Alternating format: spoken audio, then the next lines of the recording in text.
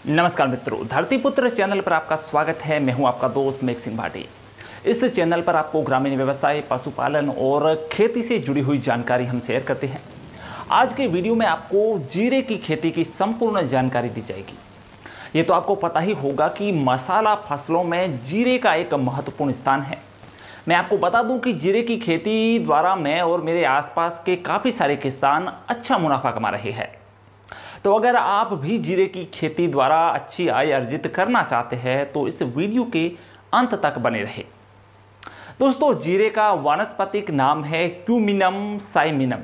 इसका पौधा लगभग 30 से 35 सेंटीमीटर की ऊंचाई तक बढ़ता है। जीरे की खेती के लिए अगर उपयुक्त समय की बात करें तो नवंबर से लेकर दिसंबर इसकी बुआई के लिए उपयुक्त समय होता है। जीरे की खेती के लिए शुष्क और साधारण ठंडी जलवायु सबसे उपयुक्त होती है। अगर इसके लिए मिट्टी की बात करें तो रेतीली, चिकनी, बलुई या फिर दोमट मिट्टी जिसमें कार्बनिक पदार्थों की अधिकता हो और वहां पानी की निकासी की उचित व्यवस्था होनी चाहिए। मैं आपको बता दूं कि राजस्थान और गुजरात की जलवायु जीरे के लिए उपयुक्त होने की वजह से यहां जीरे की खेती बड़े स्तर पर की जाती है। अगर जीरे की खड़ी फसल में पानी जमा होता है तो फसल खराब होने की संभावना रहती है, इसलिए जहां भी ये फसल बोई जाए वहां पर पानी ज़्यादा इकट्ठा नहीं होना चाहिए। सिंचाई की बात करें तो जीरे की सिंचाई में फव्वारा विधि सबसे बेस्ट विधि है। जीरे की उन्नत किस्मों की बात करें तो RZ19, RZ209, GC4 जैसी किस्में बेहतर रहती है। जीरे की खेती के लिए सबसे पहले खेत की गहरी जुताई और फिर पाटा लगाकर जमीन को समतल कर देना चाहिए। बुआई से पहले खेत में लगभग 60 किलो DAP के साथ 9 किलो यूरिया प्रति हेक्टेयर देना चाहिए। आप गोबर या फिर वर्मी कंपोस्ट खाद का भी छिड़काव कर सकते हैं ताकि आपको बेहतर उत्पादन मिल सके। अगर आपने अपने खेत में मिट्टी की जांच करवाई है तो उसके हिसाब से जिन तत्वों की जमीन में कमी हो उनको भी आप यहां पर दे सकते हैं। जीरे की बुआई, छिड़काव और कल्टीवेटर दोनों विधियों से की जा सकती है। अगर आप छिड़काव कर रहे हैं तो अनुभवी व्यक्ति से ये काम करवाएं, क्योंकि जीरे का बीज बिल्कुल छोटा होता है, तो इसमें अगर ज़्यादा बीज जमीन पर पड़ गए तो बहुत ही ज़्यादा जीरा एक जगह पर रुक जाएगा और ये अच्छी बात नहीं है। अब बारी आती है सिंचाई की। जीरे की बुआई के तुरंत बाद आप एक हल्की सिंचाई कर देनी चाहिए। आप फव्वारा विधि से 2 घंटे तक, 1.5 से 2 घंटे तक पहले सिंचाई कर सकते हैं। बुआई के 8 से 10 दिन बाद दूसरी एक हल्की सिंचाई दे, जिससे जीरे का जो अंकुरण है वो अच्छे से हो आए।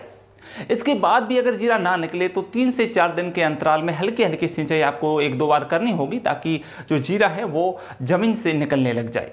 जीरा उगने के 20 से 25 दिन बाद आप पहली सिंचाई करें, तब 33 किलो यूरिया प्रति हेक्टेयर व अन्य उर्वरक का भी छिड़काव करें ताकि जीरे को उचित पोषण मिलता रहे।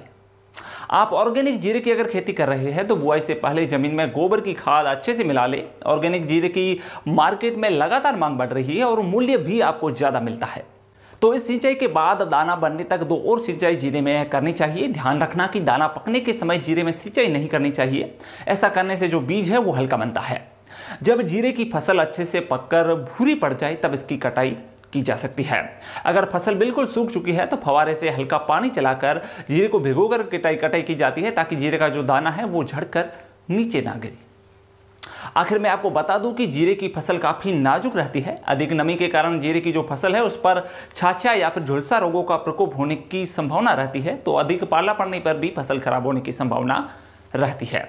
इसके अलावा पिछले वर्ष जिस जमीन पर आपने जीरे की बुआई की है उस खेत में जीरा अगर दोबारा बोया जाता है तो उकठा रोग की संभावना भी बढ़ जाती है। इसलिए जमीन पर फसल चक्र अपनाकर बदल कर फसलें बोना आवश्यक है। तो मित्रों, ये थी जीरे की खेती से जुड़ी हुई कुछ जानकारी। उम्मीद है कि आपको ये जानकारी अच्छी लगी होगी। तो अब इस वीडियो को मैं यहीं पर विराम देना चाहूँगा और आपसे मिलूंगा हमारे अगले वीडियो में।